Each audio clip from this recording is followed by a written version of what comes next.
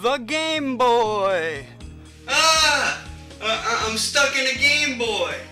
One of the first portable handheld consoles you can get, and it has transcended pop culture to become one of the most iconic handhelds of all time. Today we're going to be going over my collection of Game Boys.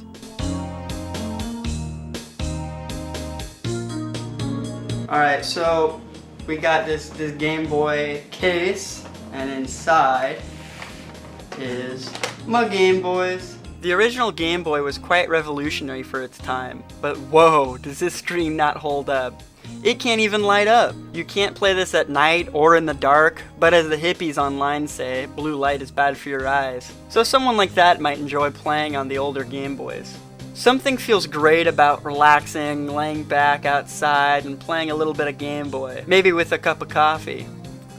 The level of analogness makes it feel almost like you're reading a book or something. It definitely feels alien when you're used to using a phone every day. The original Game Boy, aka the DMG-1 or the dot matrix, whatever, I don't care.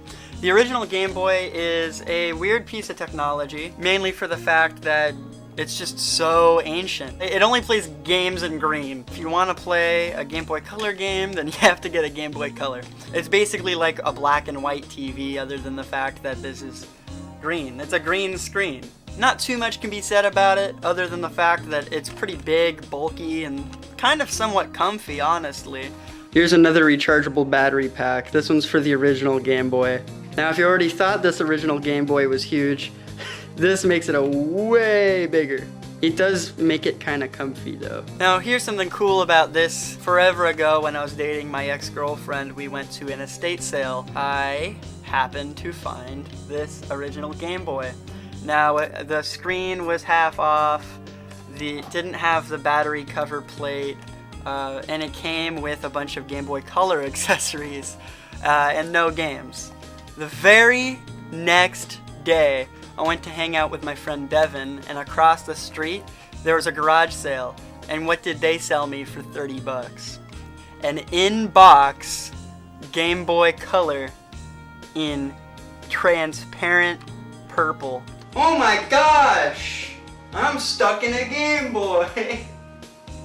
The Game Boy Color screen is almost as bad, but at least it has colors and it'll convert the non-Game Boy Color games into colored game, which still kind of blows my mind today. Okay, let's talk about the elephant in the room. What's this thing? The original Game Boy Color, unmodified, has a screen that doesn't light up. What this does is snap on top, and it magnifies the screen and makes it light up. God, do I love transparent technology.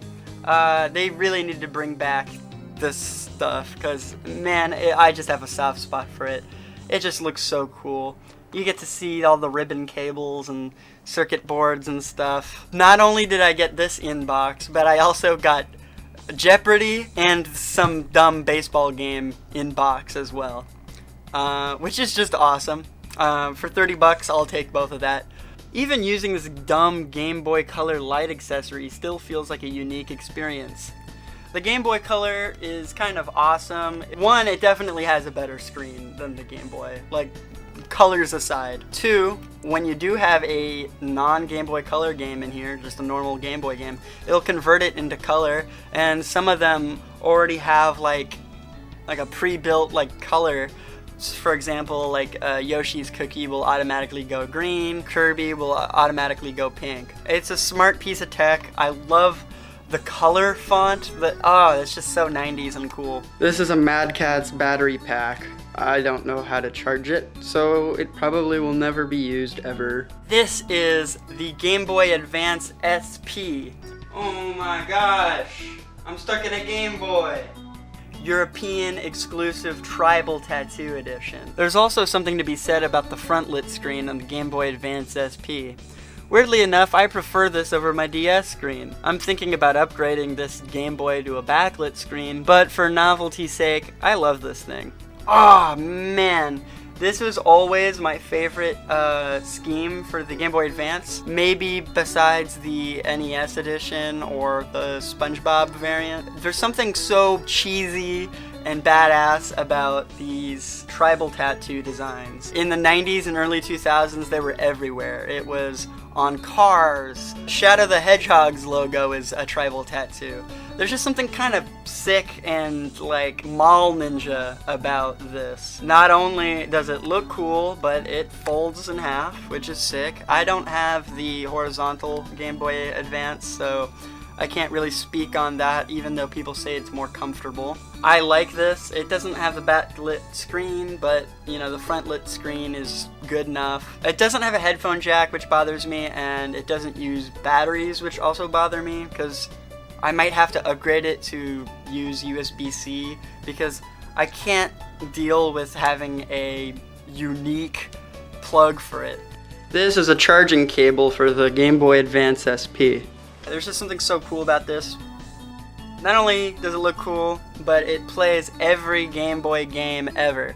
The only little issue about it is when you have a normal Game Boy game in it, your palms kind of hit it and it might unalign the pins and crash the game or glitch the game, or it'll just freeze entirely. These original Game Boy games themselves, there's something to be said about how cool they are being this size. This is like having a vinyl record compared to a CD. It really just shows off the artwork on the game so well, and you don't really need a case for it as much as you do with a DS game or a Switch game. These don't really need cases. Would I love to have them all in cases? Sure. They're hard to find in cardboard, and the aftermarket plastic ones kind of bother me a little. So I think I'll just live without that for now. Maybe it might be an issue when I move out and buy more Game Boy games. But as it stands, these Game Boy games are kind of awesome. The cartridges are huge and hard to lose. If you dropped a shit ton of Switch games on the ground, I'm sure that you'd lose a few of them. With these, they're very easy to identify. You can see it from a mile away. One thing that you have to be aware of is that AliExpress or Alibaba, I can't remember which one, they sell a lot of fake Game Boy games, so be careful because they sell them for ridiculously cheap prices, like 90 cents. That's like $1 for a fake game, and it works great. But I would say if you do buy a fake game, which I recommend you don't, make sure you write somewhere on it in permanent marker that it is fake, because if you're trying to buy a bunch of fake games and resell them for full price, you're a scammer, and I don't like that. I think scamming is bad. So just something to keep in mind. I'm stuck in a Game Boy. Oh my gosh! I'm stuck in a Game Boy. Oh my gosh, I'm stuck in a Game Boy.